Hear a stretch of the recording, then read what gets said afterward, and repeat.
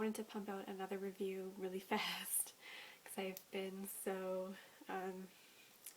neglecting of my YouTube channel lately, not that it really matters, but I played Beyond Two Souls quite a while ago, like over Christmas time, and I just want to give my quick kind of take and review on it and everything without spoilers, or too many spoilers anyway. So I know it's very 50-50 with the gaming community. Some people feel like it's not enough of the game, some people feel like it wasn't that good and the story wasn't that good. For me, I think personally, if you choose to pick up a game by the makers of Heavy Rain and think it's going to be anything other than, you know, like a action button masher, you're wrong. What they do best is story-driven, character-driven video games, interactive stories, kind of. And although I really, really liked Heavy Rain, it took me a long time to get through it. Like, I was invested in it, but not quite enough. And I actually found that I was more invested with Beyond Two Souls, which is shocking, and I know that's not, you know, a commonly shared opinion. But I did. I found myself really bonding with, I can't even say her name right now because it's just Ellen Page to me. It's always Ellen Page to me, but I really bonded with Ellen Page in that game, very much so, and with Aiden, and with that kind of, like, how crazy that must be to be yourself and then have another soul attached to you that can wreak havoc. Like, that's just such an interesting, neat concept to me. Apart from that, without giving too much away, the controls are really well done. It was interesting.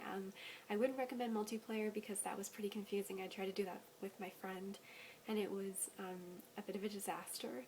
So I wouldn't recommend multiplayer with Aiden.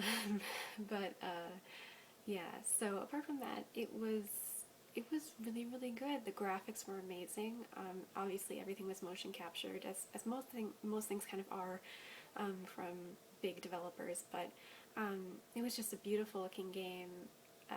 I mean, especially just the facial features, and if you, because I'm Canadian, if you've watched Ellen Page grow up, I mean, it was very spot on, the way that she appeared. It was kind of incredible, just, you know, the freckles and all the imperfections on your face. So she did a wonderful job. Willem Dafoe did an incredible job. Everyone else did a really good job. It was really well voice acted, really well acted, period, and I think just a really thoughtful, interesting, different game.